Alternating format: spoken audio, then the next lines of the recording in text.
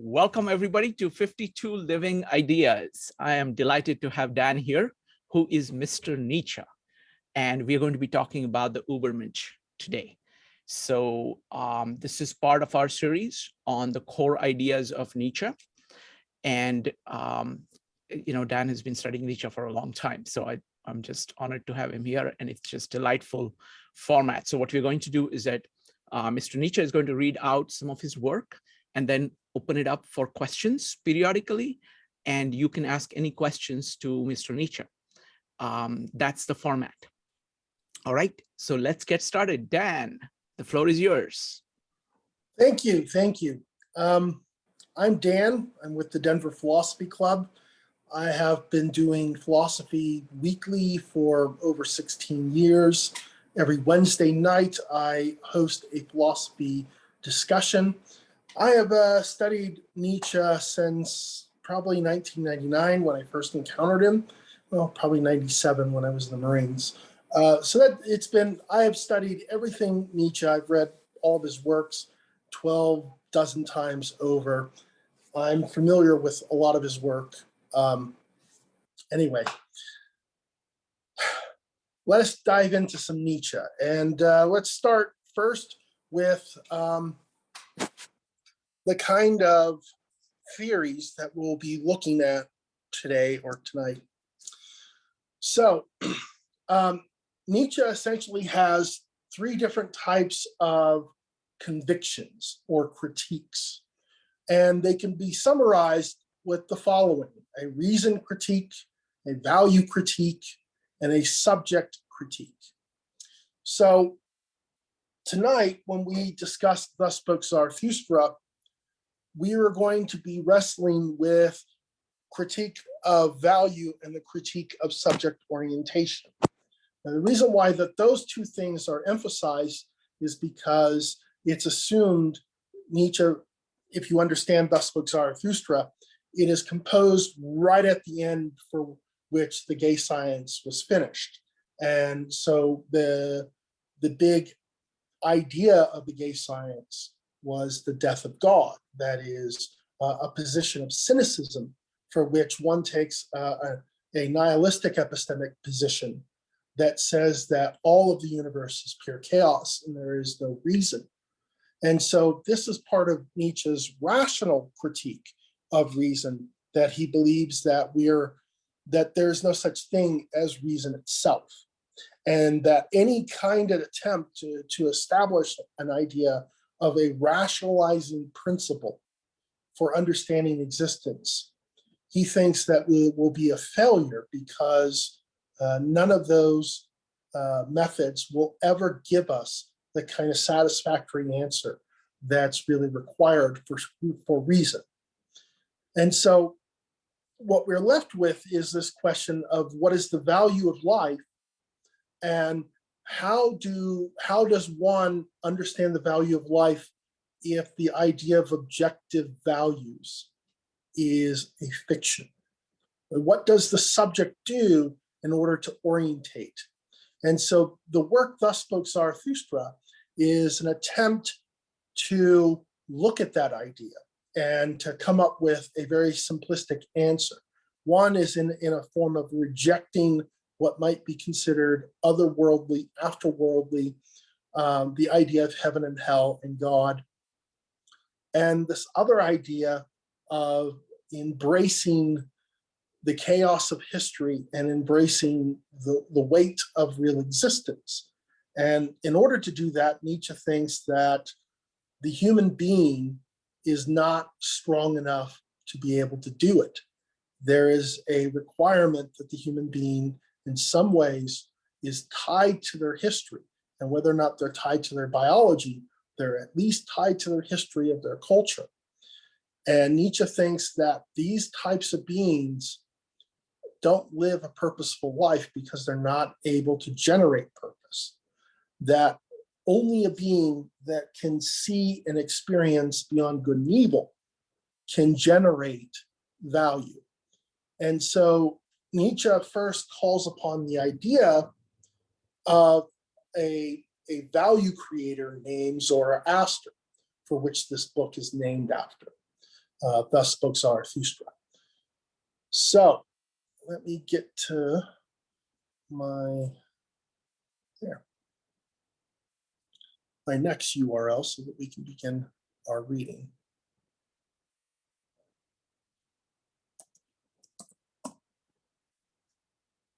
Okay.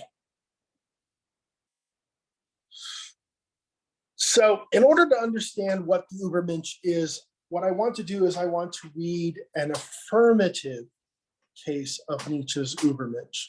We'll read the negative case of Nietzsche's Übermensch, or what I would consider as Zarathustra's Übermensch. But for now, it'd be good for us to understand Nietzsche's Übermensch. Now, in order to do that, you have to separate what is called the prologue from part one. That is, when you read a book, it's best to start from part one that gives you the initial idea, that is, of the Übermensch. The prologue is considered an alternative account of that idea of the Übermensch. So let's try to keep that in mind as we read. Of the three metamorphoses of the spirits, I tell you how the spirit became a camel, and the camel a lion, and the lion finally a child. There's much that is difficult for the spirit, the strong, reverent spirit that would bear much. But the difficult and the most difficult are what its strength. What is difficult? Asked the spirit that would bear much and kneel down like a camel wanting to be well loaded. What is difficult, O heroes? Asked the spirit that would bear much, that I may take it upon myself and exult in my own strength. Is it not humbling oneself to wound one's haughtiness, letting one's folly shine to mock one's own wisdom? Or is it this, parting from our cause when it triumphs, climbing high mountains to tempt the tempter? Or is it this, feeding on acorns and grass of knowledge, and for the sake of truth, suffering hunger in one's soul? Or is it this, being sick and sending home the comforters and making friends with the deaf who never hear what you want? Or is it this, stepping into filthy waters when the waters are truth and not repulsing cold frogs and hot toads? Or is it this, loving those who despise us and offering a hand to the ghosts that would frighten us? All of these most difficult things, the spirit that would bear much takes upon itself. Like the camel that is burdened, speeds into the desert, and thus the spirit speeds into the desert with it. In the loneliest desert, however, the second metamorphosis occurs. Here the spirit becomes a lion who would conquer his freedom and be master of his own desert. Here he seeks out his last master. He wants to fight him and his last god. For the ultimate victory, he wants to fight with the great dragon. Who is this great dragon from the spirit will no longer call Lord and God? Thou shalt is the name of that great dragon. But the spirit of the lion says, I will. Thou shalt lies in his way, sparkling like gold, animal covered with scales. And on every scale shines a golden thou shalt. Values, thousands of years old, shine on these scales, and thus speaks the mightiest of all dragons. All value of all things shine on me. All value has long been created, and I am all created value. Verily, there shall be no more I will. Thus speaks the dragon. Wonderful. Thank you. Thank you, Dan. All right, folks. So now it's time for you to ask questions of Mr. Nietzsche. So go ahead and type exclamation mark in the chat to ask questions. And or you can raise your hand in Zoom. Mr. Nietzsche. Yes, sir. Are most people camel? I think most people are in the stage between the spirit and the camel. the idea of the camel is in essence. Let me interrupt. Okay. You did not talk too much about the spirit. What is the spirit? The spirit is what you might want to term the will. And the spirit can be seen in the way that Hegel, for example, speaks of what is called the spirit of the age, the zeitgeist. I don't think Nietzsche is looking at this idea of the spirit. What Nietzsche is looking at this idea of the spirit is the idea that one has an eternal soul. And by eternal, meaning whole and complete, one that can't be touched or examined or encountered.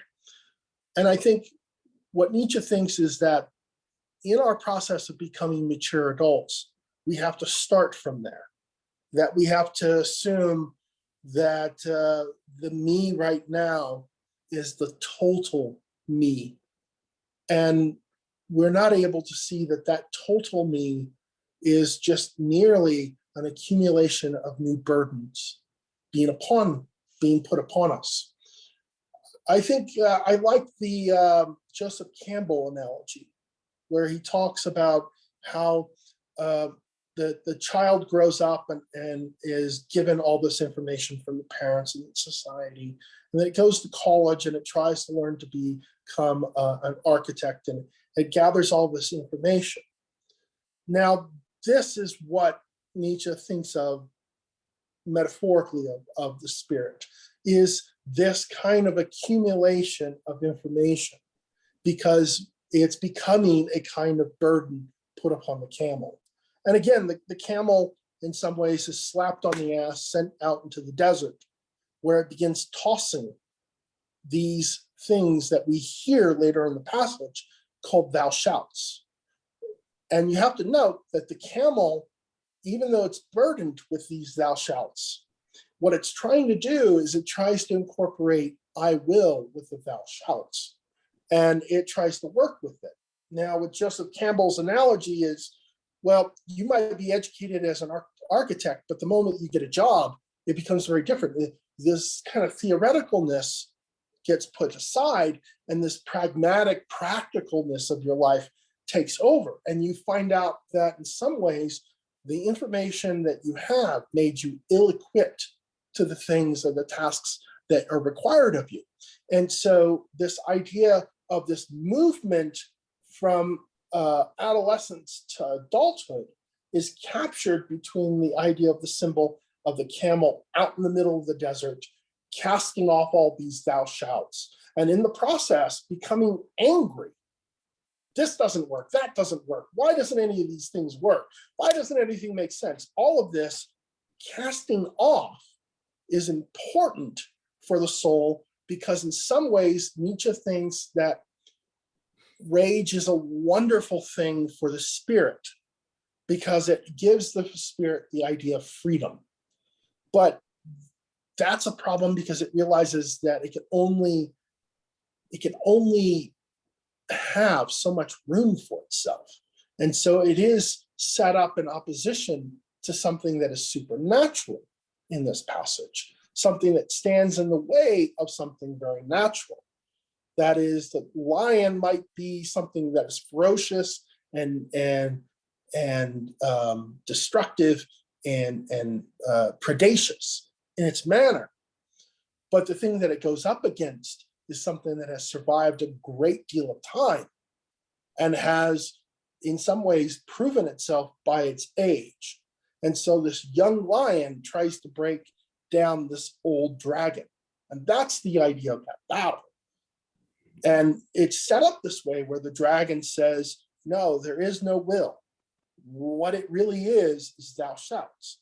Now, I think this, in essence, says that, and I think this is a convention that Ludwig Wittgenstein would probably adhere to, as well as a lot of the analytics, and that is the conventions of language themselves are external, they're public, and therefore whatever we think is the privatization of these public tools for which we believe the soul is created by that process of internalizing the external information, right?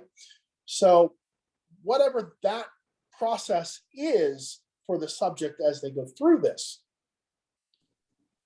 it's not, let's put it this way, it's purely conventional. And it's limited to the systems of thought of its own language. That is, these conventions in and of themselves, they're good for the society and they keep society rich in this way, in a biological way. But for its own membership, Nietzsche thinks that it creates deeper impoverishments for the individuals that are involved in that membership. And so the better option is to reject all of these conventions altogether and try to break away to become creative. Wonderful, wonderful. Thank you, Mr. Nietzsche. Next up is going to be Brian, Mike, and George. Brian, what's your question?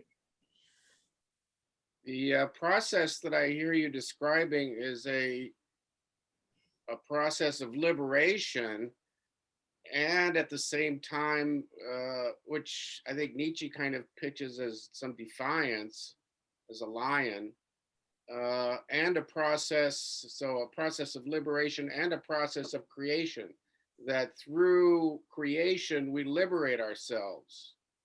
Number one, is that a good understanding? And number two, doesn't that take up most of a person's adult life?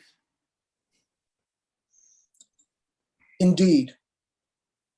I think of the passage from the Gay Science, subselection 58.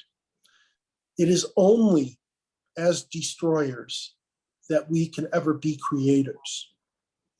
This is what Nietzsche has in mind in this process of the metamorphosis into the Übermensch, that what has to happen in order for us to be self-creative, or as Nietzsche calls it, becoming self-propelling wheels, in order for us to get to that state, we have to destroy everything in its path that has constructed what you might think of as the rational standard world as we see it.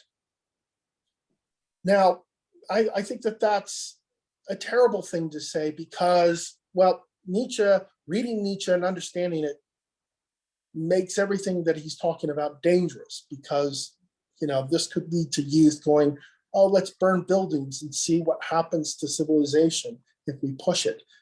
I don't think that this is what Nietzsche's idea of that is. I think what Nietzsche's real idea is that the artist requires self-transformation. And so this meta-narrative of metamorphosis will provide the artist an ability to cast off morality or these conventions and then start from fresh. Now, in order to do that, in order for this to happen, nihilism has to be embraced, fully embraced. That is the destructive anarchistic version of it, as well as the peace-loving form of anarchy, that all of it has to be embraced.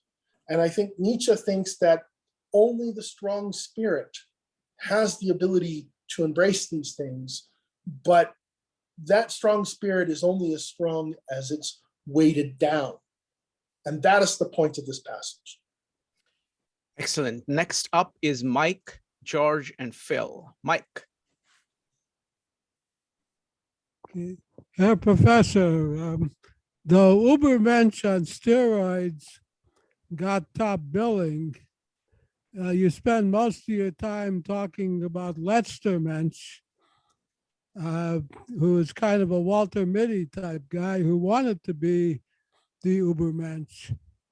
Do you feel that you started out as that Walter Mitty type who now thought you could use this device to get to become Übermensch? Thank you. Thank you, Mike.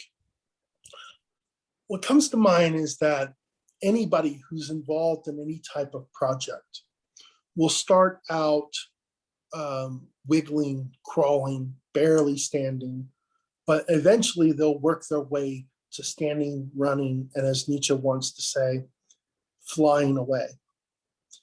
That, yes, you have to, wherever your starting point is where your starting point is, where if you start out as something meek and you wind up great in the end, that's, for better or worse, as Nietzsche says, you should be asking, what does your conscience say? And what should always be the answer is, you shall become who you really are.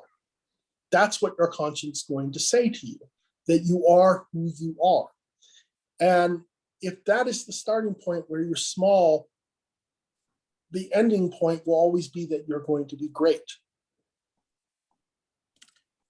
Thank you. Next up is going to be George, Phil, and Joe. George. Hello. I guess my dissatisfaction with the work is that it's all metaphor, in that give us a real world understanding of this, right? Even like the suggestion you're offering, it might lead to nihilism because it's not bounded by reality. It's just, you almost want to say it's the ravings of a madman. You want to denounce it that way because, again, this is more like, putting yourself up as a lion, deluding yourself in the idea that you've suffered in the desert and that now you've earned this metamorphosis toward the lion. And so how is this philosophy and not just self-delusion? And again, how can we get outside the metaphor in order to give us real world understanding? Thank you, George. There's something we're saying about most philosophy that you read. You will read them in this way where they write a treatise, where they take a series of concepts and they will spend time in analysis and explication and exploration of it. And it's very dry, it's very impersonal. Nietzsche's approach is completely the opposite, because in the previous approach, you'll be dealing with what you might call dialectical kind of procedure, where you're taking two different kinds of concepts that are polemical and trying to find a way to synthesize them. Nietzsche isn't doing that. Nietzsche thinks that that's not going to persuade anybody. What's going to persuade someone is to find some kind of unconscious psychological drive that we're unaware of, and try to tap into that through these kinds of metaphors to give us a kind of structure so that we can grow as individuals. And I think that that itself is what is valuable in this passage, because it gives you a format, a three-part format, a format where you're childish, a format where you're growing, a format where you're trying to master, and a format where you have mastered and are pure creative. So that is the idea, that the three metamorphosis is a process towards the Übermensch. Mr. Nietzsche, I want to say one thing. I, for one, am delighted that you have chosen to dramatize your philosophy in Thus Spake Zarathustra. Actually, one of the philosophers I know said, every philosopher must do that, because this is the difference between what art does and what philosophy does. Philosophy will give you the concepts, it will make the arguments. What art does is that it brings to life what this all mean to a person. And art is very powerful because it is telling a story. It is integrating action, emotion, thought into one unit that you can look at and have a reaction to. What does this entire philosophy amount to? That is what art brings. So that is what this does. So I'm delighted that you chose to do that. Next up, we're not going to do follow-up. We're going to just ask questions and keep going, okay? Next up is going to be Phil, followed by Joe, and then again, George. Phil. Yeah, I'm still trying to figure out what spirit is. Is spirit a kind of force, a packet of energy, you might say, some internal force that erupts in relationship to the external force, such as if you're oppressed, you erupt with an energy that is contained in resentment? And if so, does the spirit lie within us as the self, as the original source, or is there a well within us that is deeper, in which the spirit emerges through us to the external world in that sense? So are we ourselves the original source, the individual, the original source where the spirit lies? Or are we connected to a deeper inner well that is, I wouldn't say external to us, is connected to us, but is connected to some other force itself? Thank you, Phil. What I want to do is I want to actually argue for it the way Nietzsche would argue for it. He would say, look, the good life isn't defined by your funeral, whether or not there was standing ovations and orations on your behalf. Aristotle says, no, you have to look at your grandchildren, your great-grandchildren, that the actions for which you have done to produce the kind of flourishing that you anticipated will echo from one generation to the next in a way that would be fortuitous for yourself and your progeny. I think Nietzsche has this in mind when he talks about the idea of spirit. And when he talks about it, I think he talks about it in a way that says spirit is the initial starting point. It's a starting point where nothing has encountered that thing. Nothing has engaged within your inner world or your inner voice. That's what Nietzsche thinks of this idea of spirit for all intentional purposes of this discussion. That is, it's something that's assumed to be untouched and untouchable. Nietzsche wants us to touch it. He wants us to play with it. Because in some ways, let's make a distinction here in the way of what we can express. And let's say it's our spirit that does that, right? So with my left hand, I can express what I can nearly call mnemonic information, okay? That's what this left hand can do. If I live without a right hand, I can't do much. That is, I can't take that information and do anything with it. I need the other hand. This other hand wants to exercise its intellect. It has no interest in what information has been accumulated. It has only a desire to see what it can incorporate, right?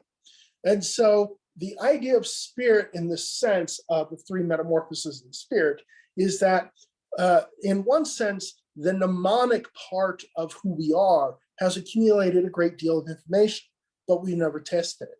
What we did was you just grabbed it secondhand and said, thank you very much. Now I have it. You know, I can do really good at trivia pursuit, right?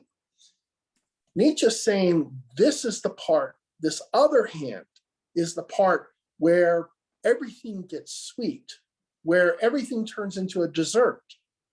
If you only focus on the mnemonic aspect of your spirit, that will be problematic because there's an active part of your spirit of trying to apply it and trying to make it work for you. Now, this idea of the Übermensch is a representation of a process of learning how to move beyond the reflex of your mind and move to your own critical thinking. I think in some ways, if we were to say the biggest difficulty between communication between atheists and theists, as an example, as parallel, is that theists will cite certain things according to their memory. They will say, well, this passage says this, and it says that, and says that.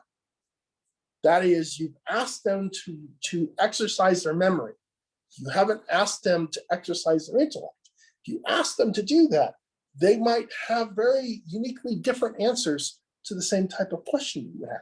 And the same thing is true about the way Nietzsche is bringing this up.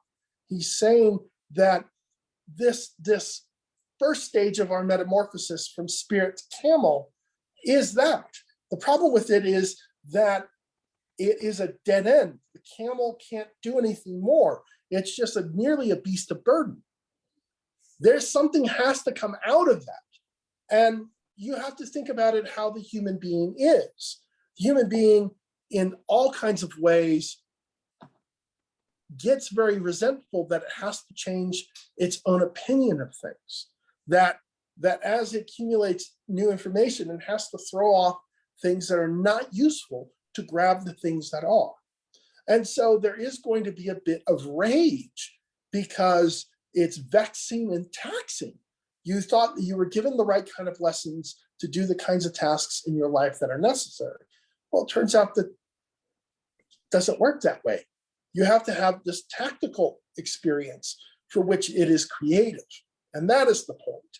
Now, the problem with that is that the big impediment is society itself that says, well, this is the type of life you have to live and lead.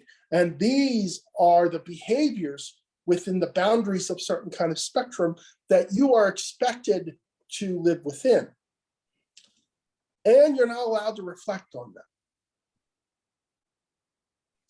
Thank you. Next up is Joe. Mr. Nietzsche, I was wondering, could you provide a real world example of who you think the Übermensch is? And because I get the impression it's much like the Stoic sage. It's like someone that doesn't exist, or somebody that, Kierkegaard, as I mentioned earlier to someone, Kierkegaard's Knight of Faith. I've never met him, but could you provide anybody that would be a real world example, in your opinion, that has achieved the Übermensch? Thank you, Joe. Yes. Miles Davis, E. Cummings. These are wonderfully great examples of it. Miles Davis learned how to master the instrument, learned how to master a band, and then spent the rest of his career creating new music, trying to break one boundary after another, after another, after another, just growing and growing and growing, and creating movements in the process of what he had been doing. And that many people lagged well behind him all the way into his final days before he died. E. Cummings, in the way of being rejected because of a simple mistake of a typo, changed everything about the idea of what art was. What does art look like when you just give up these kinds of arbitrary conventions and try to express yourself with just using the words without those artificial conventions involved? What can it say? What can it do? And he grew from that. Grew and evolved and didn't stop evolving. That is, wherever boundaries a real Übermensch meets, they will go, oh, there must be something on the other side. I have to keep going. Let's see what else I can create, what else I can add to this. So that would be these are two really great examples of this. Thank you. Thank you. Let's do one thing. Let's go to the next paragraph. And Brian, you'll be first in line for the next round of questions. Go ahead, Ben. All right.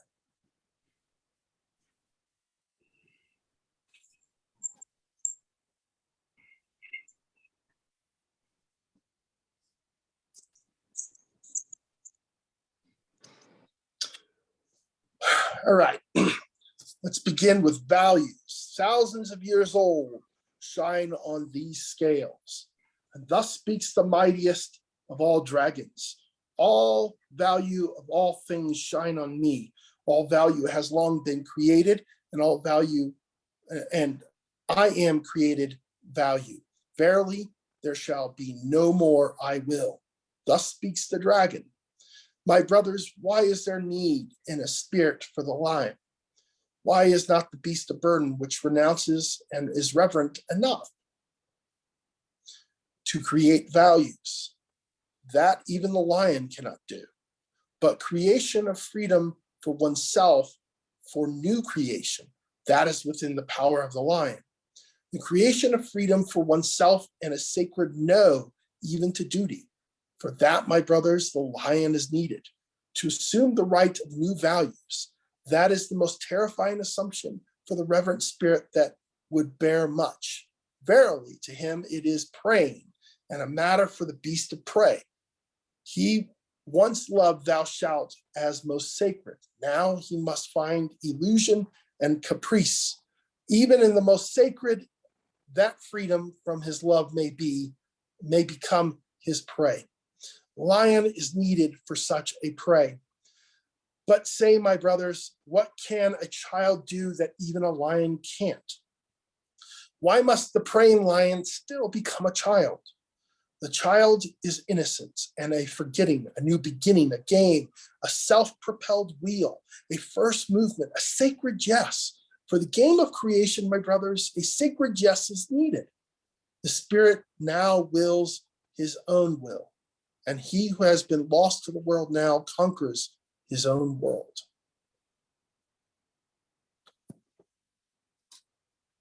Wow. Wow. All right, let's start with questions. Brian. As regards to the dragon, this is a question, professor, that has puzzled me. Is it possible, if I'm understanding correctly, is it possible that one person who becomes a lion or even a child becomes the dragon for other people or for those who follow him?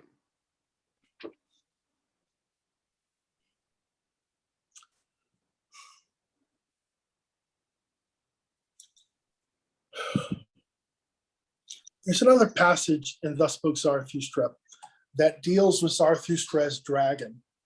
And he's sleeping on a tree, and a viper comes up, bites him in the neck, and wakes Zarathustra up. He looks at him, begins to laugh, and does this. Dust off the shoulder, and tells the viper, how can the viper, even if poisonous, harm a dragon? Now, instead, the viper turns and licks the wound that it had caused in regret, thinking that Zarathustra would die. In this way, I think it gives us a kind of counter idea of what the dragon is meant to be. The dragon is meant to be incorporated with the lion in the form of becoming the child. That is, the lion has to consume the dragon. It has to take in whatever it was that composed of the dragon for what it's worth. It has to do this. And in order to do that, it has to destroy all of history. It has to destroy all of our immediate experience of what existence is in order for us to have new eyes to be able to see the world and create new values. Can this idea be corrupted? Yes, but this is true of what was called the ship of fools, that democracy became a ship of fools, that every idea can become completely corrupt in this idea. They're in this way of theory and application. Thank you. David. So let me ask about let the lion go beyond duty and refuse duty, get past duty. And there's no longer any protection for others. There's no care for anyone else or any other people, right? We've gone beyond our duties. Or play like the child plays and pass beyond values. and have his will be the only will, his will without regard, right? Um, what transforming the world like that could be pretty much disregard of all of history, right? Because we learned a lot from history, but if we're going to will whatever we will, maybe we don't have, how do we keep a regard?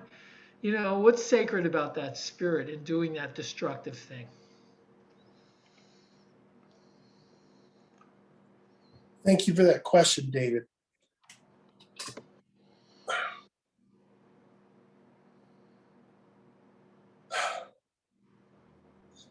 Nietzsche is a philosopher for the individual. He's also a philosopher that is anti-egalitarianism, anti-utilitarianism. And to sum up as to why he thinks it, he thinks that these values, they cater to the lowest common denominator.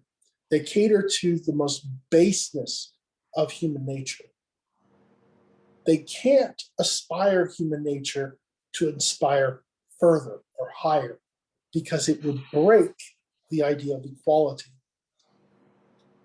But I take what you mean here in that the destruction of the dragon is the destruction of our civilization. And this can't be good because we are a product that is all the benefits we've gained from the civilization, for all of its terrors and its wickedness, we have gained 1,000-fold personally. So why would we give it up? Nietzsche does have this in mind, but what he thinks is that there is a value system for people. There's not a value system for a person. That is what's missing. There isn't a real value system for the individual. And that is something far more difficult to develop that Nietzsche thinks. Thanks. Next up is going to be Phil. Mr. Nietzsche, it seems to me what you're saying is that when the lion meets the dragon, at best, he could deconstruct the dragon and create a remix of the past.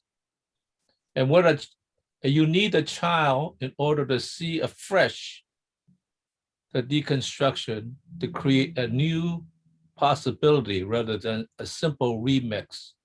Is that what you're trying to say? Yes, in the most hip hop way possible, you know, taking very old records that everybody loved 20, 30 years ago, and then recasting it and playing the best part of their tune to a rhyme is really what Nietzsche is thinking of. That you're not getting rid of everything. What you're doing is you're dismantling it and then trying to find a way to reconfigure it. I think that that's difficult because in some ways, this is very romantically naive of Nietzsche to think that, oh, it's as easy as it is. I'm going to take the old stuff, bend it to make it something new. Oh, there I have it. It's done. It's so easy. I don't think it's that way. I think it's far more challenging because in some ways, all of us have invested, let's say, emotions into concepts that we've gained socially from other people. That is, my idea of caring about other people really came from other people practicing that behavior and me wanting to emulate that behavior. And then me, after experiencing the joy of taking care of others, thinking, oh my gosh, this is a great value.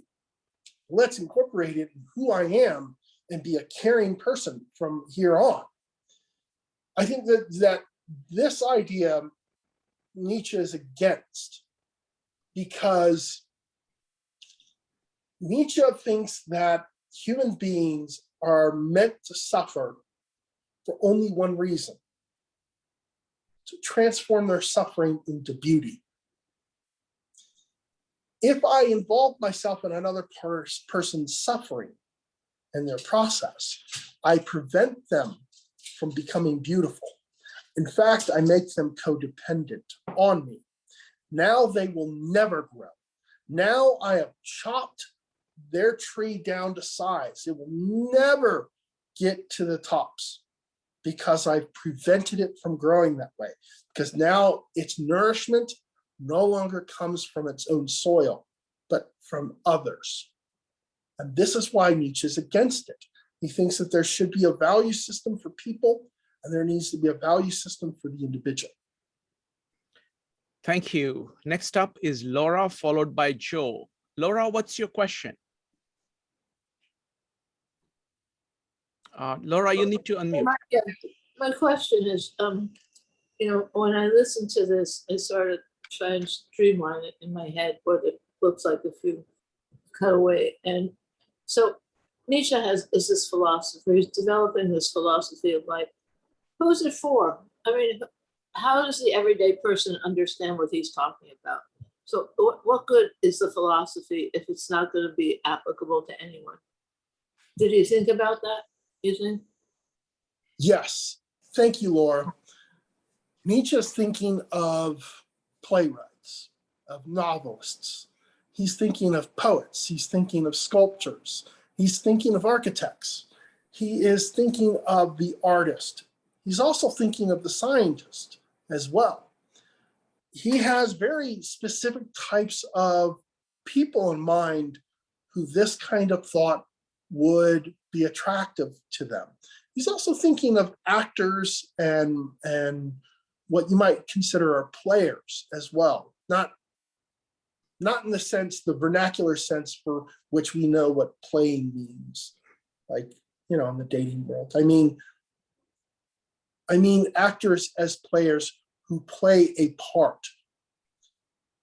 This is the type, and it's better to just say most of philosophy that Nietzsche's interested in is confined to the questions of aesthetics and epistemology and metaphysics and philosophical morality. Nietzsche is interested in those subjects because all of those subjects shape the type of artist that we have today. Thank you. Next up is going to be Joe, followed by Shrikant. Joe. What is the role of in the Übermensch's enemies? He needs obviously to overcome something, right?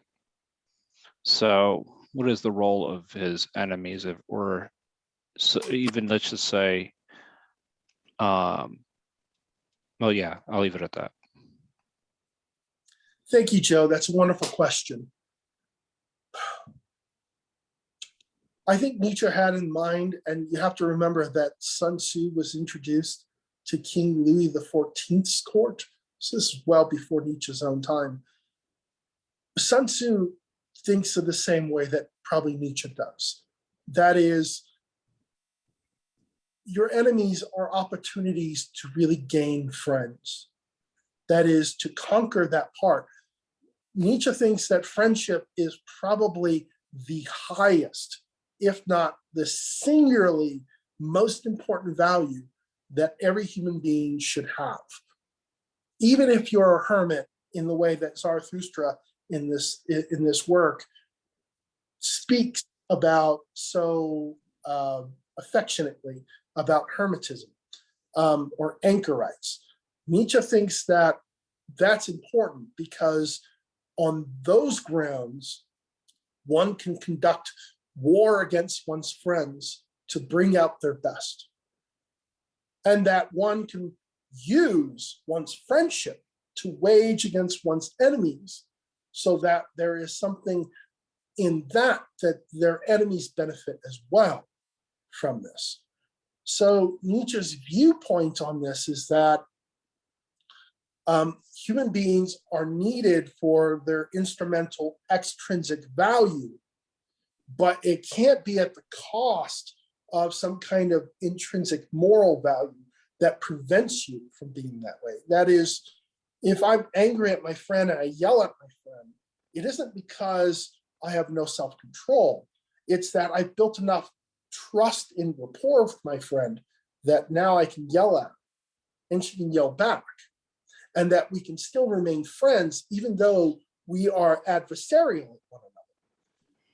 There's another part of the dynamic that I have kind of walked over, and that is, who does Nietzsche favor? Nietzsche favors Heraclitus, who thinks that we are what we are as a byproduct of adversity and conflict, that war makes us who we are. That is our core truth. And that strife and adversity, for what it's worth, if it's going to be worth anything to us, if you're thinking as a pre-Nietzschean, what would make me Nietzschean is that I can turn that strife, that conflict, that adversity into fortune, into working for me. Now, in order to do that, you have to lean into your pain. You have to have the viewpoint that my mother had when she said, when the going gets tough, the tough are already gone. That is, that they never thought that this was going to be tough. They just kept going. That they accepted adversity for what it's worth, because in that, adversity is something that one can transform into something else. And that is the point. Mr. Nietzsche, when I think about the camel, the lion, and the child, and look at myself, I see all three in me, and I value all three in their rightful place. There is tremendous things to be gained from the net result of everything civilization has produced, and taking that on and working, kind of accepting the grandeur of everything that has come before me, I think enriches me. At the same time, being able to say no, that sacred no of the lion, is critical at times. So there are times when I have to be a lion. There are times when I have to be a camel. And the lion opens the door for the child. So there are times when you have to be a child. But I see all three as being kind of phases of the spirit that I have to cycle through at the right context. I do not think that the spirit can be one or the other, or can be a camel or a lion or a child as a self-sustaining being. So I think all three of them have critical roles. Am I completely wrong at this? No, because I think in some ways this is what Nietzsche's thinking of himself. He thinks that this is a process. There's a part where you're able to outgrow the camel aspect of taking in a burden. He thinks that you can outgrow the kind of, let's say, the kind of skeptical, vitriol, cynical kind of viewpoint towards the conventions of society.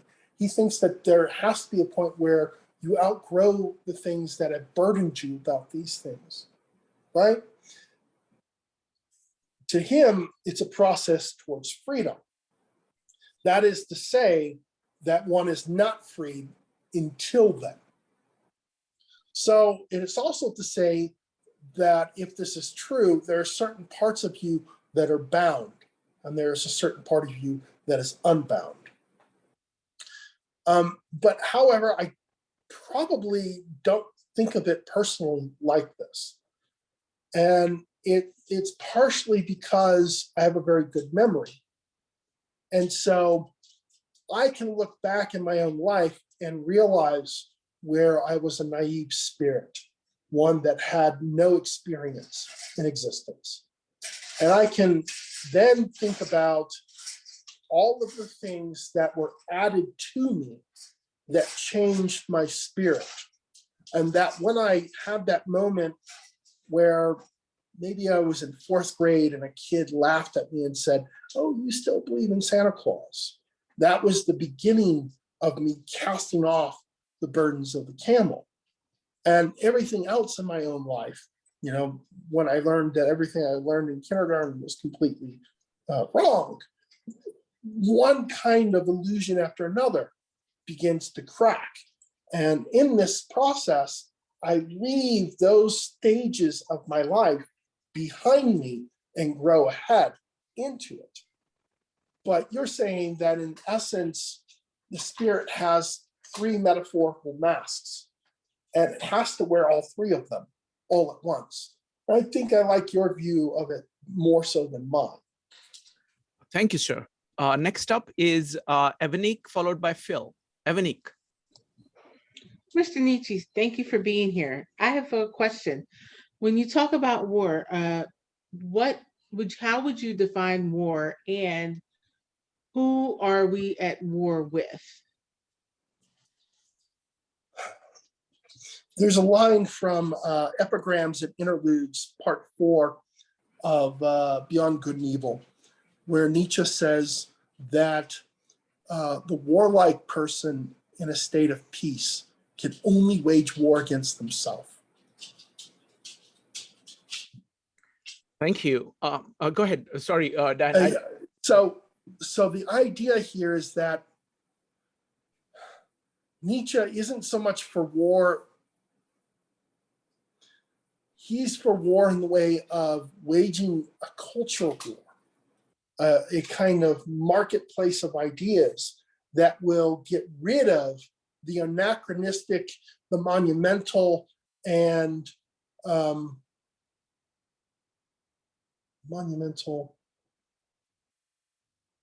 There are three histories there, okay. The antiquarian, the monumental, and the anachronistic. Nietzsche wants us to get rid of those things. And that is what he's waging war against. He's waging war against ideas that have no more relevance to us today. That is, we wear fabrics of mixed sources.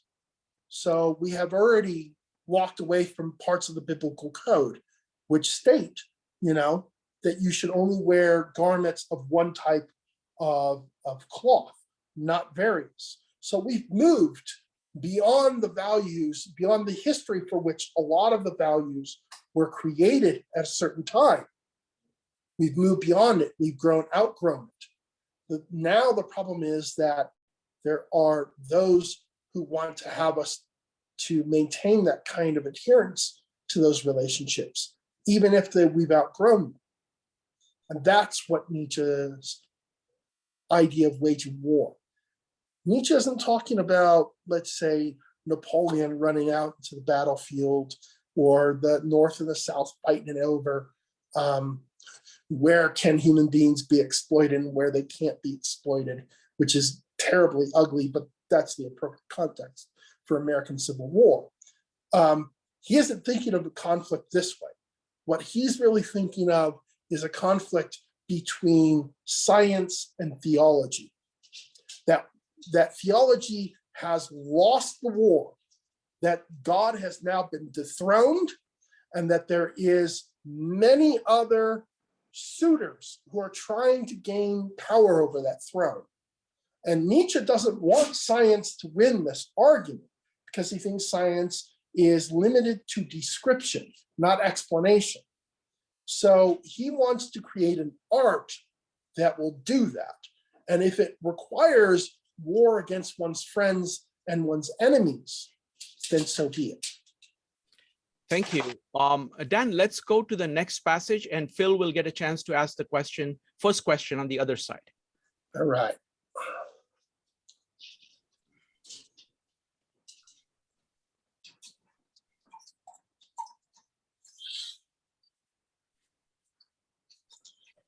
But I say, my brothers, what can the child do that even the lion can't? Why must the preying lion still become a child? The child is innocence and a forgetting, a new beginning, a game, a self-propelling wheel, a first movement, a sacred yes. For the game of creation, my brothers, a sacred yes is needed. The spirit now wills his own will, and he who has not lost to the world now conquers his own world.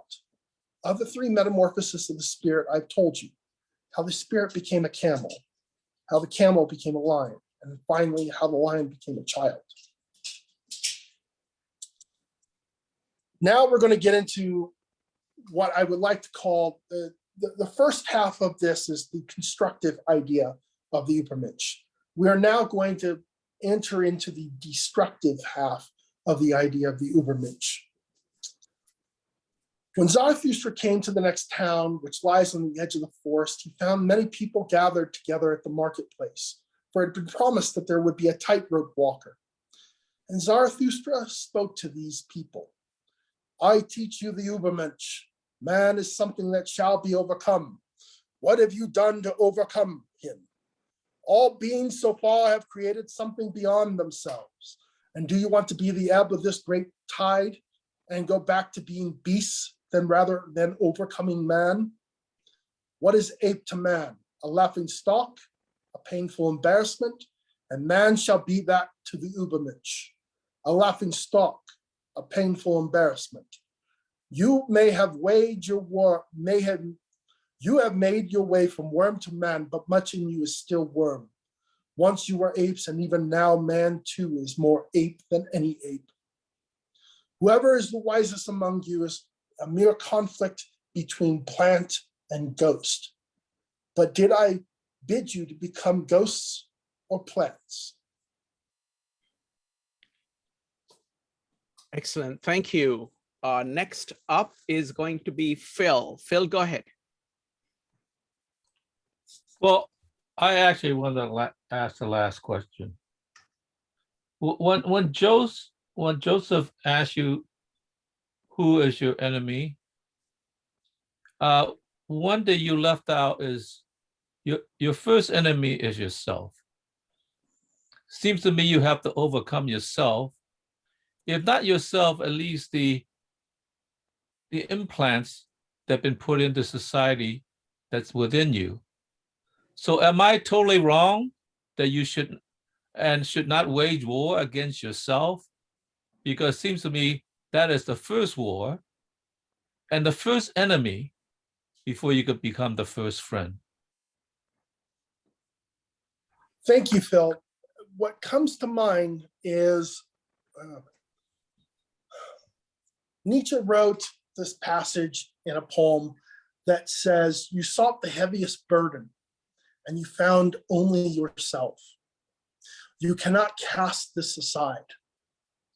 So he has this in mind, that your real enemy is not others, but only yourself. And I think that this is more of a Stoic thing, where one could say external things can happen to you, but only you have control over your responses toward them. Now, I think that that is the major idea about waging war. Nietzsche, in subselection 146 of Beyond Good and Evil, he says, beware doing battle with monsters that you do not become one in the process.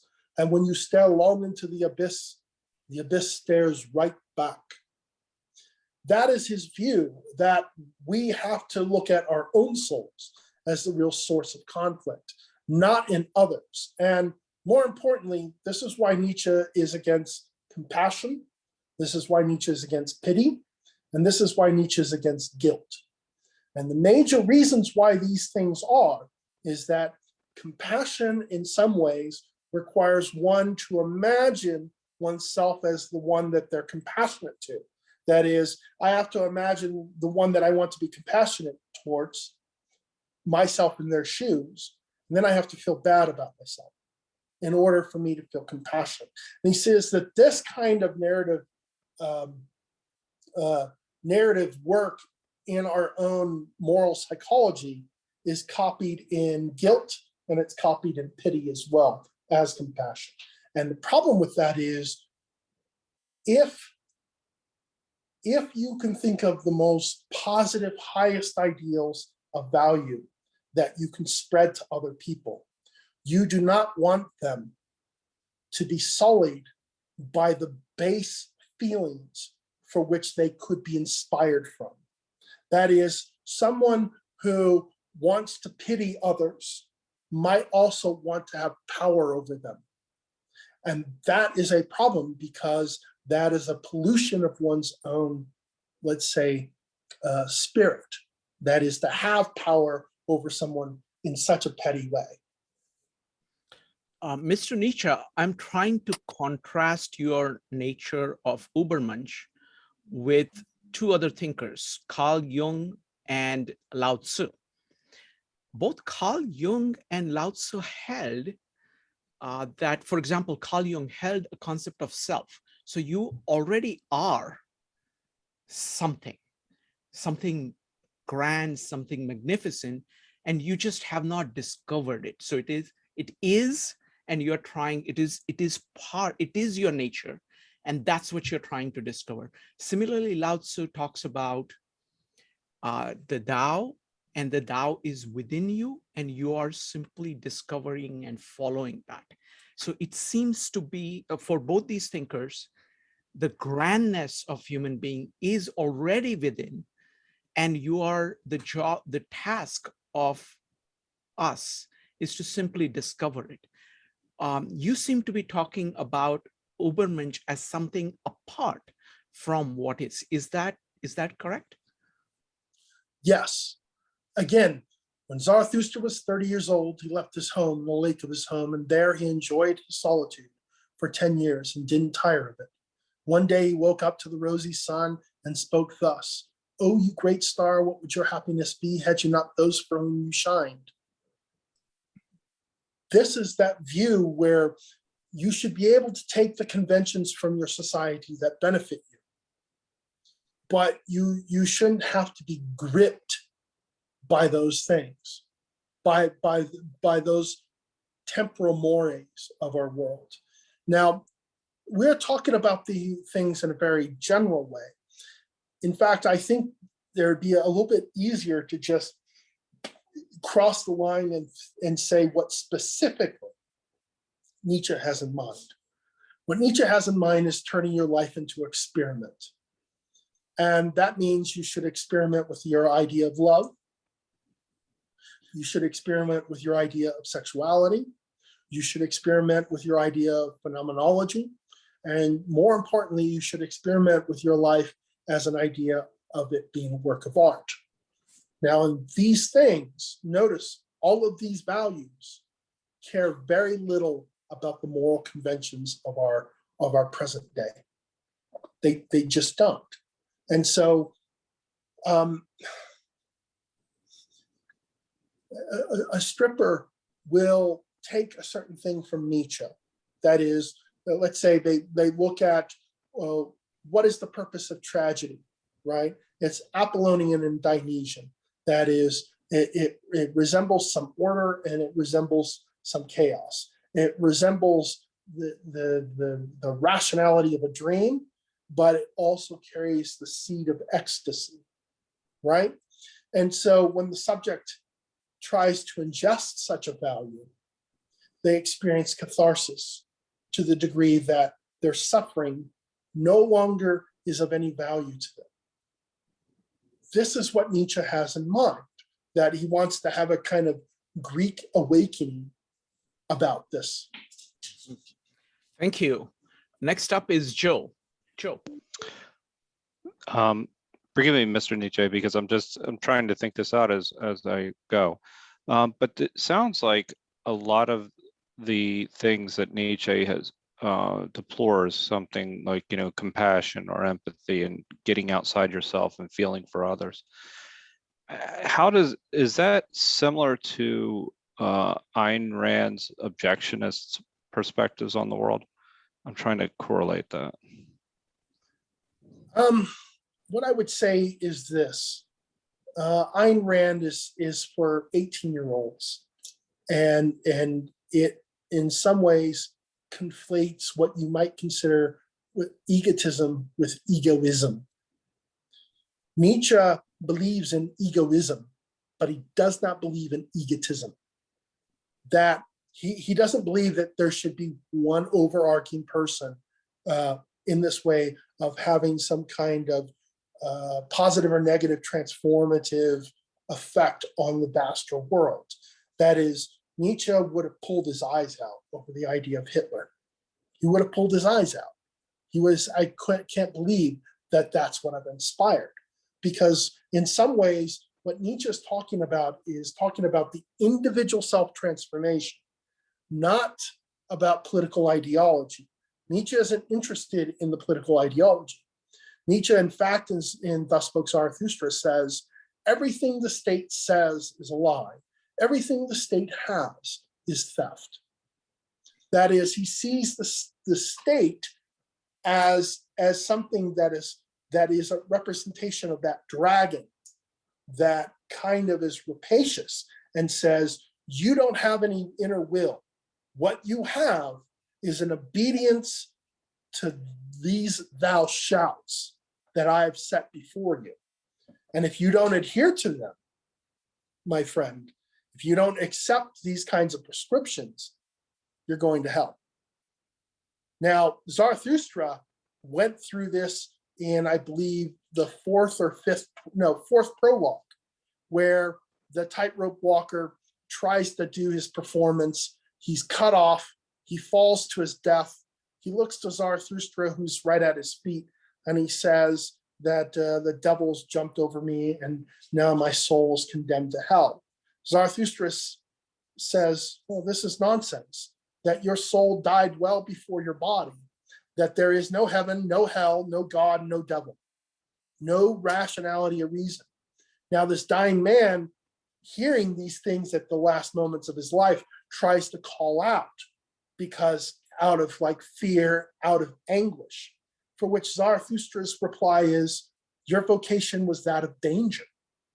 Your meaning will continue on beyond you, but only in this earthly way, that you've inspired others to want to be tightrope walkers, who want to play around with dangerous things for a meaningful life. Now, he might be talking about skydivers. He could be talking about those people who like jumping off cliffs with their parachutes. He could be talking about people who love to go out and explore into the ocean, or roller coasters, or drive fast cars, jet planes, any of those things. Anything that puts you at the edge of your seat, for which your life becomes ecstatic. Thank you. Next up is James. Yeah, you mentioned suffering. Is a suffering for Nietzsche a part of the motivation to overcome himself, or is that you mentioned thrill seekers that are, they're seeking something beyond the edge, on the edge of life. But how does the idea of suffering play into Nietzsche's motivation? Thank you, James.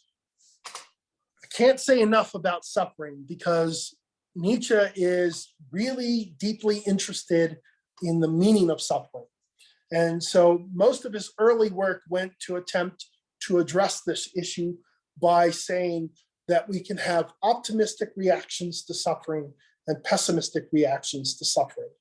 Now, his case is to say that there are certain religions that attend to both. That is, they have optimistic and pessimistic things to say about suffering. Judeo-Christianity is one of them. That is, Nietzsche says that Judeo-Christianity is weakly optimistic because it has the subject make Gnostic commitments to an afterworldly state, being positive or negative. He says that this is a fundamental problem, because there's a second side of that religion for which it thinks that this world and all of nature, and nature itself inside of us, is wicked, it's ugly, it's devilish, it's evil.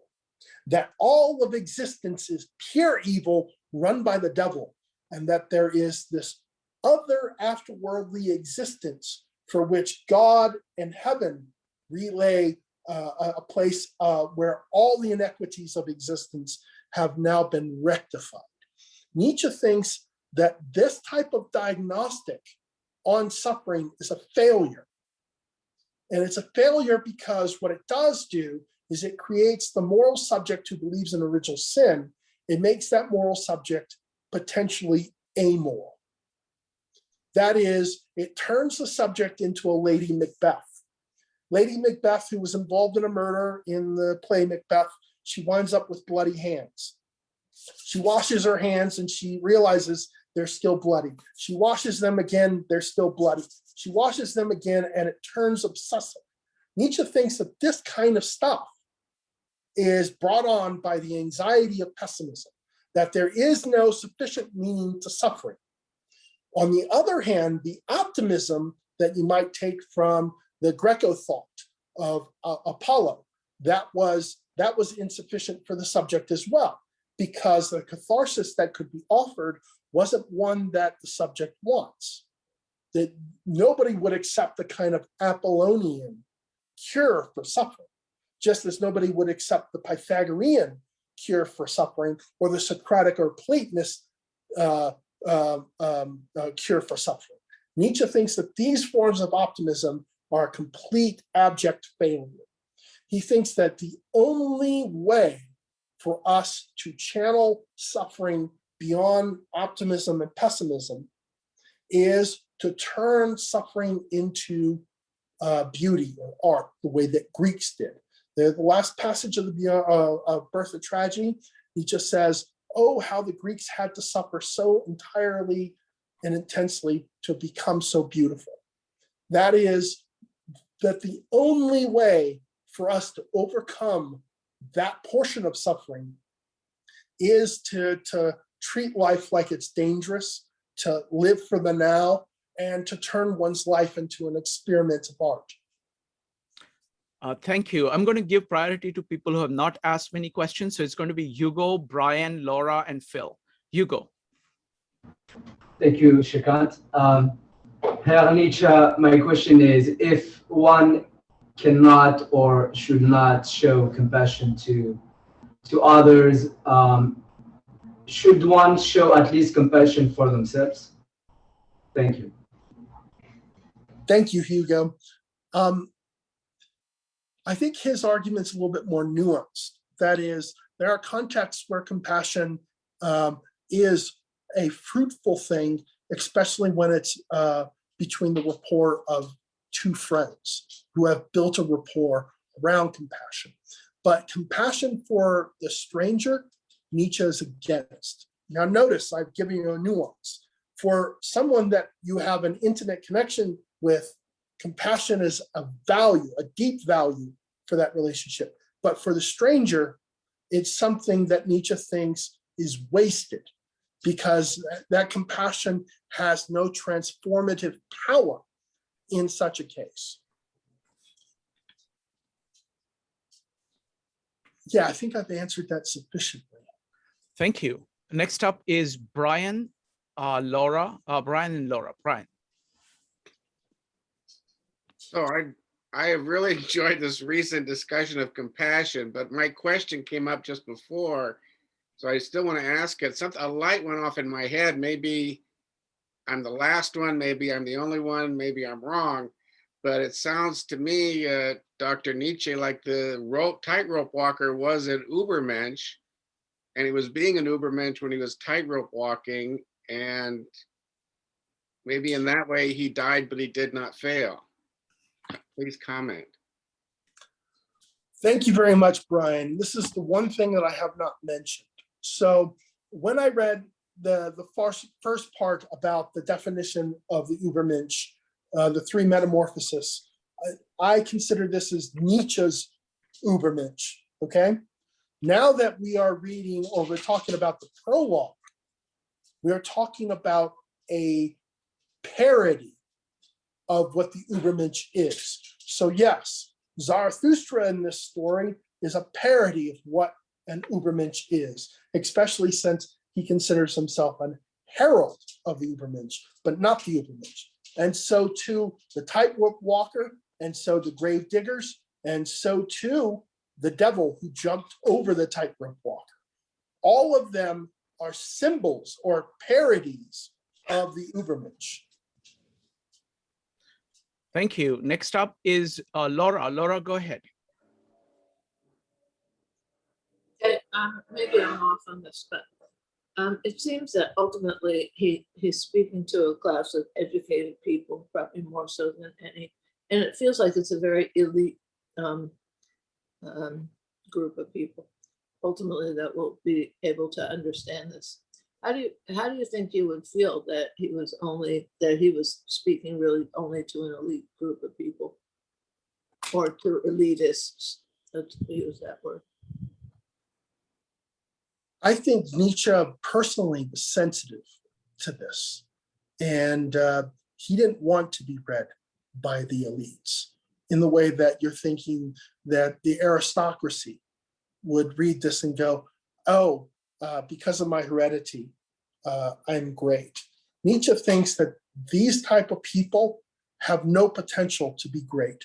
They're just really symbols of what Nietzsche calls the last man. They're symptoms of nihilism. So anything, if you might think of it this way, if someone who is aristocratic in their own society, that is, that their state allowed them to accumulate this amount of power, this amount of wealth, Nietzsche would think of them as mere nihilists and symptoms of the corruption of what the state is. So he isn't talking to that individual. He is talking to the individual that he spells out in the beginning in prologue 1, that he wants, well, this is the metamorphosis. He wants to, oh, there it is. Get to it right here. I would give away and distribute until the wise among men find joy in their folly and the poor in their riches. These are the ears that Nietzsche has in mind. That is, he is talking to someone who is poor, who has nothing, because he wants that type of person to take what they do have and transform themselves. He's not talking to the party that has everything set for them, that their life is golden in this way. He thinks that that is real folly. Thank you. Next up is Phil, followed by James. Phil. Mr. Nietzsche, I must admit that I am sympathetic to your view of suffering. It seems to me what you're saying is that suffering is a necessary condition in existence itself, that however it must be authentic, that comes out of living in itself. And what happens is that society and everything else protects us from suffering, so that we are dealing with happy talk, so that we're prevented from suffering. And thrill seekers are thrilling themselves so they can ignore the calling of suffering, because the cheap thrills produces a high that could, in a sense, temporarily transcend suffering. What you're advising is a heroic act, that we accept suffering as a condition of life, a condition for which we must overcome heroically, and that itself is a thing of beauty, because it means that we are, on the one hand, living life, but also resisting the suffering that must be and transforming it into a work of beauty. Is that basically what you're saying? Do not produce synthetic suffering, but actually accept the conditions of life itself. Yes. And I think in some ways, Nietzsche is echoing Stoicism here. I think there's a more thoroughgoing way of saying, and this is part of what Nietzsche is about. Nietzsche thinks that there are such things as dispositions, that people have temperaments. And he says, for example, as a diagnostic in the use and abuse of history of life, that there are two types of people when it comes to suffering. One who's pricked in the finger and bleeds to death, and another who loses his arm in an accident where it gets twisted off and becomes a happy gay man. Now, I want to offer even a third option that Nietzsche offers in his later works. I think this is in either Ecce Homo or Antichrist. It's been quite 7 years since I've touched both works. And that is, one can act like a worm, where one is stepped on and tries to double over. That is, to distribute the amount of pain one is experiencing. One uses those for which one is connected with, those relations, to spread that pain out. Now, this can be done with vitriol, or this can be done with gaiety. So that is what Nietzsche is warning us against. So if there's anything to take from Thus Spoke Zarathustra, or from Nietzsche in general, his basic argument is this: it's up to you to be either your greatest hero or your own worst enemy.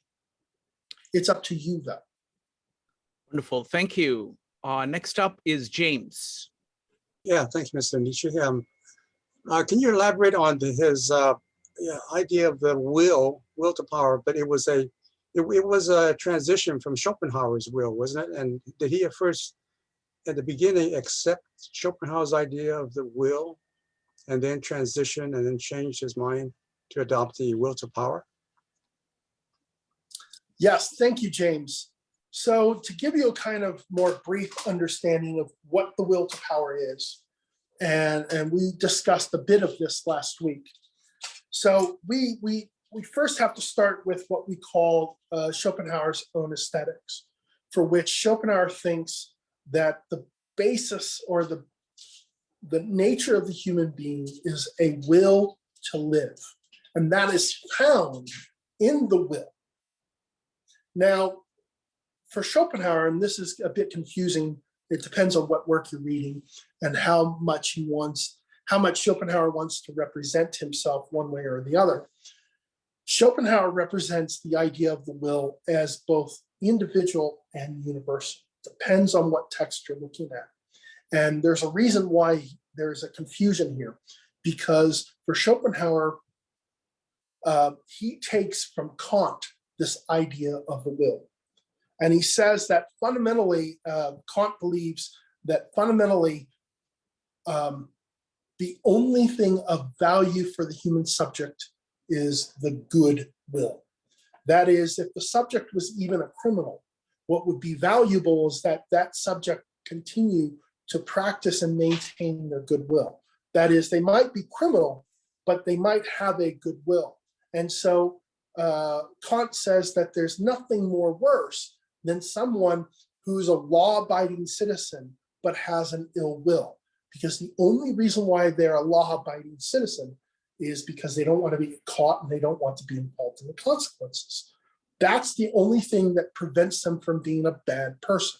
So we have these ideas that Schopenhauer comes at it, and he says, well, we have to look at human nature as a representation of will. And there are several contenders. That is, Darwin thinks that there's a will to survive. Schopenhauer thinks that there is a will to live. Nietzsche, however, comes up with his other one, and that is there is a will to power. Now, this is a psychological drive theory that Nietzsche thinks is the most important thing, because under the heading of this, we've created knowledge, we've created truth, and we have created power with those things. And that truth is merely a function of this will to power. That is, in some ways, there might be truths that are antithetical or antagonistic to life, and we are not willing to accept them. This is why Nietzsche emphasizes the will to power, because he says that fundamentally, if there's a subject who thinks this, it's their will to power that they think this. That is, they've confined and played with reality with their so-called will to power to create their own inner truth in their own little bubble. It might be what you call, the Germans call Vermens, that is world weariness. That is, the ideals that I carry in my heart do not fit the way reality is. Now, this is what Nietzsche's own theory is attempting to do. He thinks that Schopenhauer's theory is wrong because it borrows this idea of universal and individual will, which is contradictory. But Nietzsche thinks that fundamentally there's a moral psychology to human behavior. That is, humans might act out of their own psychology to survive if they're threatened, right? Humans might act out of their own psychology to have children because they have a will to live beyond their own mortality. Nietzsche says that fundamentally that can explain some behavior, but it can't explain a large portion of most of the behavior. That is, the human being has to carve out an environment in order to achieve the will to survive and the will to live. That is, one has to have a will to power to dominate one's environment, to be able to thrive and survive in such an environment. So that is the kind of mechanism that Nietzsche is interested in. How this relates to the Übermensch is that the Übermensch is the one that actually possesses a true will to power, whereas everybody else has a will to power in the historical sense. The Übermensch has the will to power in the supra-historical sense. Thank you. Last question from Mike. Let's look at the time. How many more passages do you have, Dan? Oh, we're just sticking with 3. So, so this is it? Yeah, this is okay, it. Okay, all right, very good. So we're just going to take questions now. So folks, you can keep the questions coming. Mike, you're next. What's your question? Herr Doctor, Professor Jung spent a lot of time analyzing Nietzsche and Übermensch in separate documents. We've heard of Jung's Red Book, but he also published a 26-volume Black Book. And your opinion as to whether Jung's archetypes and Jung's animus discussion is based on Nietzsche's, and I know that they never met because of time travel restrictions. Do you think that there's that Nietzsche was worthy of psychoanalysis, and is the Übermensch worthy of separate psychoanalysis? Thank you. Thank you, Mike. There's a little known work called Nietzsche's Zarathustra, which is seminars from, I think, 1933 until like 46. And what Carl Jung would do is he would bring out Thus Spoke Zarathustra, and he would have several doctorate level people who would read back and forth what they thought psychologically about these kinds of concepts that occur in Thus Spoke Zarathustra. I would advise you, if you love Thus Spoke Zarathustra and you want to understand the psychological depth of that, I would refer you to Nietzsche's Zarathustra, but I would refer you not to the abridged version. The abridged book somehow kept out the 3 metamorphoses, kept out on overcoming, and kept out basically the meaty portions of the prologue that might have been good. You have to get the unabridged version of that to appreciate some of those things. To answer your question, I would say that Jung is among the other competitors as interpreters of Nietzsche. I think he is a little bit more closer to Nietzsche than, let's say, that of Deleuze or Derrida or Foucault or Heidegger. I would say that Jung is more closely accurate to the way that Nietzsche was thinking. And by the way, that they were both German, so Martin Heidegger was too, but sorry, next up is James. Yeah, thank you, Mr. Nietzsche. He has the a lot of arguments, reasonable arguments against Christianity.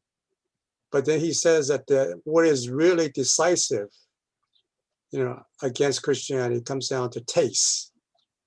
What does he mean by that? Thank you. Sure. What he means by that is that there might be certain dispositions where they're repellent to any kind of religiosity. I was raised in orphanages, so I was around it 24/7 until I was roughly 16. And I was completely immune. I don't know how many times I was asked to convert, how many times I was asked to participate. It was just against my taste. I just saw it as people who were trying to cripple their minds and cripple their souls. And I couldn't see it any other way. I'm the type of person that Nietzsche's trying to talk to. Nietzsche's not necessarily trying to talk to the religious pastor or preacher. He's really trying to talk to, someone who is secular, someone who's interested in aesthetics, and someone who has a love of art. Wonderful art. And Dan, Nietzsche is talking to you really well. Okay, good. And you're listening and speaking back. So that's wonderful. Following up on that, Mr. Nietzsche, who after you that you ended up speaking effectively to, who actually took up your mantle and took it forward? Whom would you like to name? Well, Mike did mention Carl Gustav Jung, but let's be honest. If you're well read in Nietzsche and you begin reading Freud, you'll realize that Freud, he was an idea thief of Nietzsche. So I would say read Freud.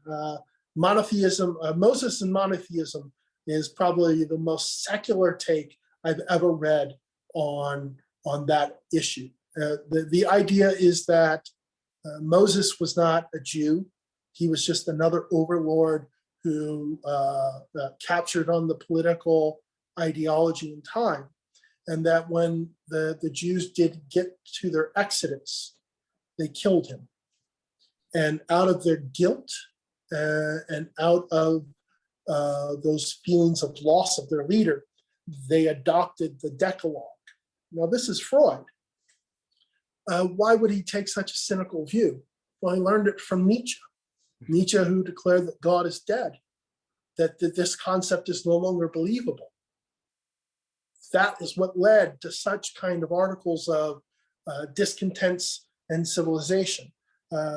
Freud's view is that all of the abnormal psychology, all of the things that are destructive about human nature, all the psychopathy, the sociopathy, the narcissism that we see today is a product of our civilization, not a product of us individually. It's just us who have consumed those things and have been poisoned by those things in our civilization. That modernity itself had given us this. This is very in sync with Nietzsche and Freud. They both have the same point of view on this matter. There's a passage that I read last week called On Benevolence. When the stronger cell sees the weaker cell, it desires to procreate. When the weaker cell at the side of the stronger wishes to be appropriated, that is, that these concepts of good and evil are relative in the way that one side will desire to turn something into a function. The other side may wish to become a function. Now, if that other side doesn't wish to become a function, which is its right, I mean, that's what a cell's right is, it can always shut down, right?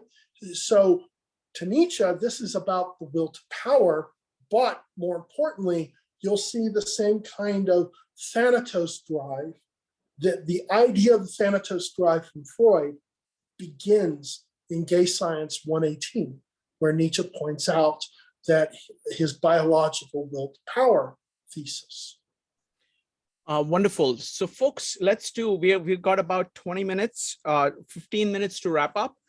So I want to give a chance to everybody to kind of say what they're getting from this series and if they have a question. So we'll do lightning round, just very, very fast. So anybody fast comments?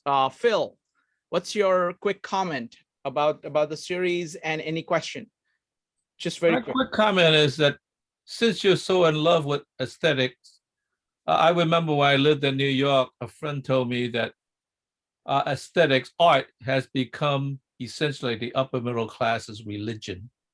If that is the case, have they bastardized your concept, or was that, in a sense, an eventual evolution of your ideas? So Nietzsche, Mr. Nietzsche, you got only 1 minute to answer. Okay, any question? Go ahead. This is The answer, yes. That's the short answer. Yes. Very good. Look at hip hop and jazz. They just they're evolving well beyond their initial idea. Next up is Brian, followed by Joe. Folks, go ahead, and we would like to know what this series is doing for you, and also any question that you may have. Brian. So again, I've said before, but Professor Nietzsche, I really appreciate what you're doing. And relating back to what Shrikant said earlier, you're taking something that you presented, first of all, very effectively in a metaphorical, poetic sense, and are trying to put it into words that I can understand. And I really appreciate your doing that. The other reason I really appreciate it, and I'm getting a lot out of it, the other reason I appreciate it is that again, picking up a bit on Shrikant's question, or whoever asked it, who are your successors, or who have you influenced? I would say there's in my readings of philosophy and even psychology, since Nietzsche, there's no one he has not influenced. And so that's why I keep coming back to trying to understand it, which is another reason I'm so grateful for what you're doing. Thank you, Brian. Thank you. Next up is Joe, followed by Dave. Joe. I mean, I'm getting a great deal out of it as well. And, I'm going to reiterate some of the things that Brian had just said. You've taken some of the metaphorical and you've made it practical, and you've answered every single question wonderfully. I mean, it really has been, a privilege to listen to, as well as you've related it to every other great thinker as well that you've been asked about. You've been able to draw parallels and answer the question and cite the passages. So I'm actually getting more questions as I go along, which is what is the greatest gift of all. And the more we do this, I just don't want this series to end, but I know it will have to at some point because everybody has time limits. But Joe, we have to surpass Nietzsche, Oh yeah. We have to try. Do that, yeah. That'll be our overcoming, and we'll be the Übermensch. But thank you. I'm getting a great deal out of this, and thank you for your time. Thank you, Joe. Next up is Dave. Shrikant, thanks, and Dan, thanks for your knowledge, and this is a great way to present it. But I finally came up with a question for you. I listened to this Jordan Peterson guy that quotes Professor Nietzsche from time to time, saying that the big problem in our civilization is us moving away from religion, as a religion is the thread that ties us together. So can you come up with an idea of some other thing we can have to pull us together? Because right now it seems like religion tears us apart. Thank you. Art. Proper task in life is art. It is only as an aesthetic phenomenon that the world is permanently justified. That's Birth of Tragedy, I believe, section 5. You're right, we are doing this, but this is not, it's partially because religion is beginning to fail. That is, we're becoming more deaf to it because modernity has won. That is, religion at one point dealt with pandemics. Now science does. So we have evolved beyond how we're engaging with our problems and what religion was designed to do. Now, Nietzsche's view is that religion is designed to do only one thing. It's designed to deal and soothe the individual concerning their mortality, concerning their deeds, and concerning their intentionality. That it wishes to control the individual at that level. This kind of grip has loosened over time. And the only alternative we have is art. And I would just say cinema, television, novels, books, art in this way, comics even, especially comics, Batman and Superman, and Thus Spoke Zarathustra's ÜBERMENSCH. All of these things of our own culture, this we should be embracing. We should be embracing the secular art of our own culture, because that secular art is still spiritual. Whereas religion has lost all of its spirituality, except for it's put on to the individual to accept a certain kind of spirituality determined by its own religion.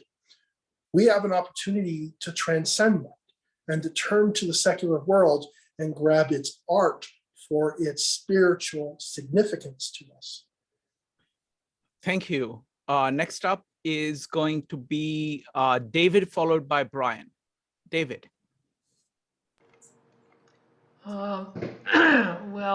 Mr. Nietzsche, so with religion's task being soothing and art in some way awakening its spirituality,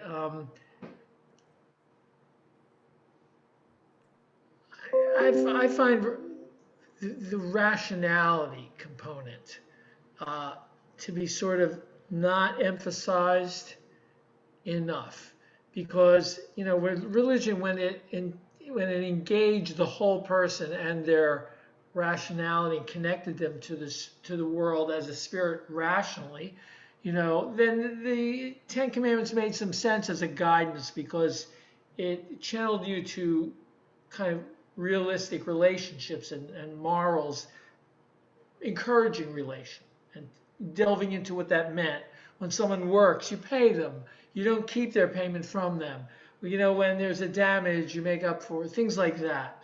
But if it's become corrupted, because it's corrupted, it's organized and becomes a power thing as opposed to a spiritual thing. So if art can awaken spirit, the thing is, drama, poetry, there's always depth and subtlety, and interpretation is still needed. So, Mr. Nietzsche, your own works have been misinterpreted for the worst possible purpose, right?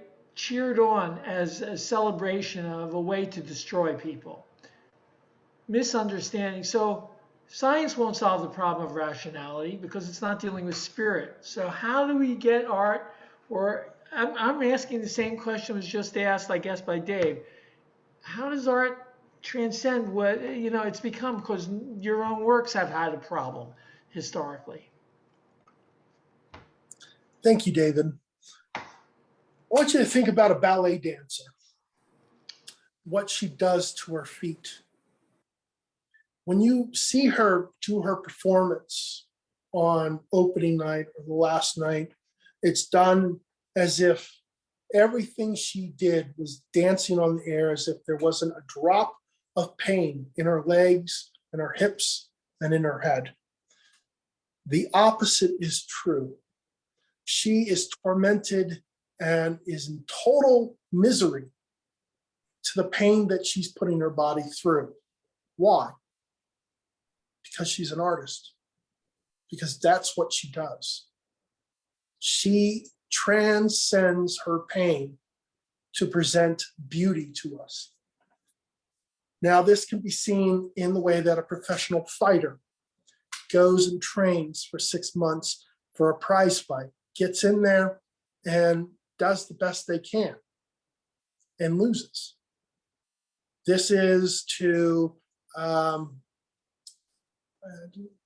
like a hot dog vendor person who comes up with his new beef and sells it and succeeds.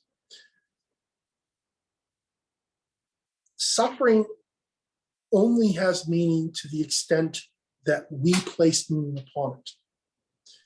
Nietzsche doesn't believe that there is any meaning in the universe, that the only meaning there is found from the individual imposing it as an anthropomorphism upon existence, but so too the individual upon themselves. Nietzsche believes, as well as most existentialists, is that we are rational beings in an irrational universe, trying to make sense of it. For Nietzsche, the only way to make sense of it is to play with existence, to figure out that truth from that play.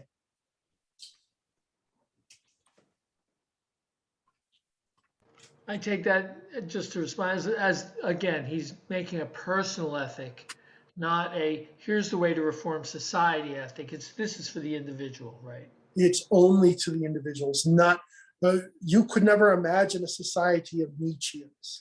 That is not something, what I would have to say is that Nietzsche isn't calling Übermensch a people.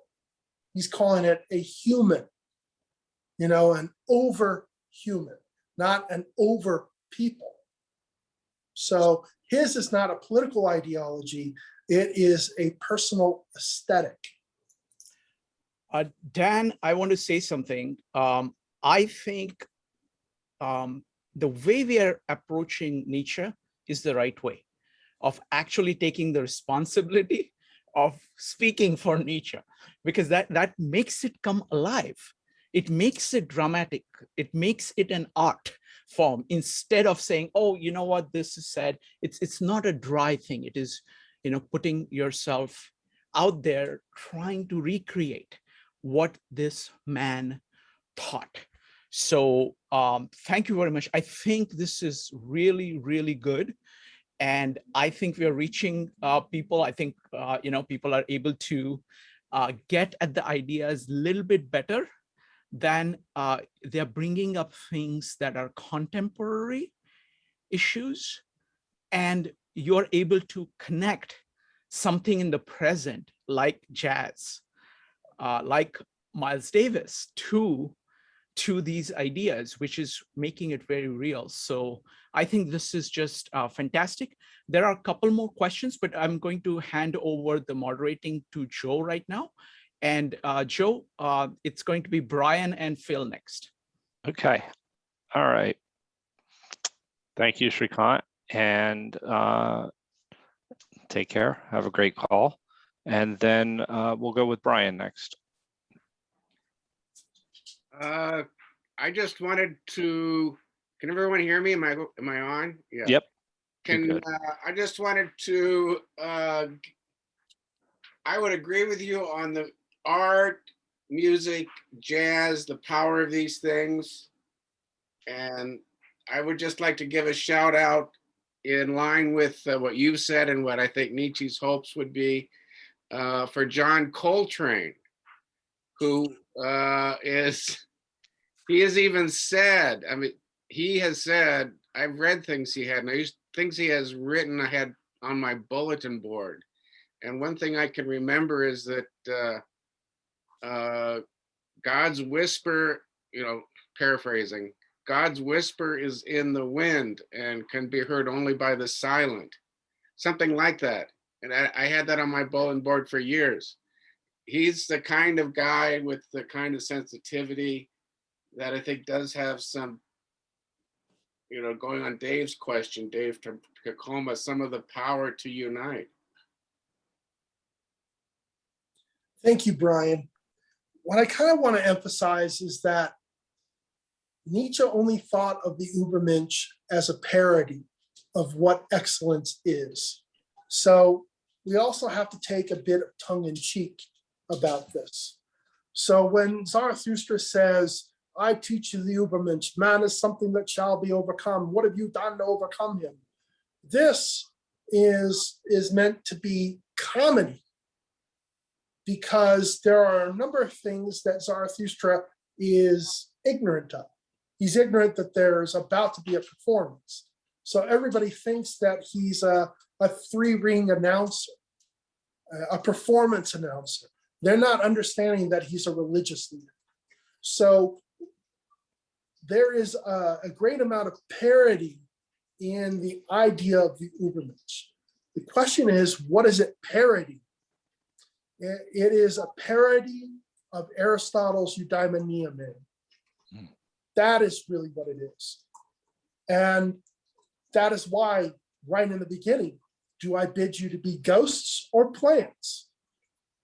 This is very Aristotle, because he thinks of flourishing from different states, that a plant is limited to its flourishing. It won't be able to be an animal to grow other places. So it is adapted in a way of moving its seed to grow children for itself in other places in the same way that a mammal could. So Nietzsche has that in mind. He's trying to create a parody of what Aristotle had as a good or a great individual who is flourishing. Now, I think Nietzsche still wants to look at the human subject as if it were a tree in a pot that's growing up.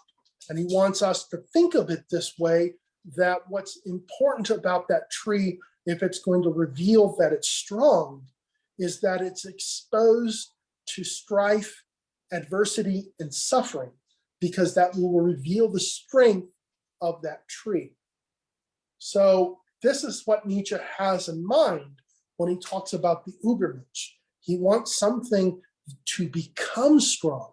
He isn't trying to say the Übermensch is. He just wants the Übermensch to have a certain amount of inner mental toughness to begin with. Sorry, Joe, sorry to interrupt. Mr. Nietzsche, what are you going to be talking about next week? I just want people to know and prepare for it. The eternal recurrence. Okay, wonderful. And we're going to do this eternal recurrence only once, okay? Yes, only once. We'll All go right. from eternal recurrence to the immorta facte. It doesn't sound very eternal. Yeah, Okay, It's sorry very about the temporal. interruption. Back to you, Joe.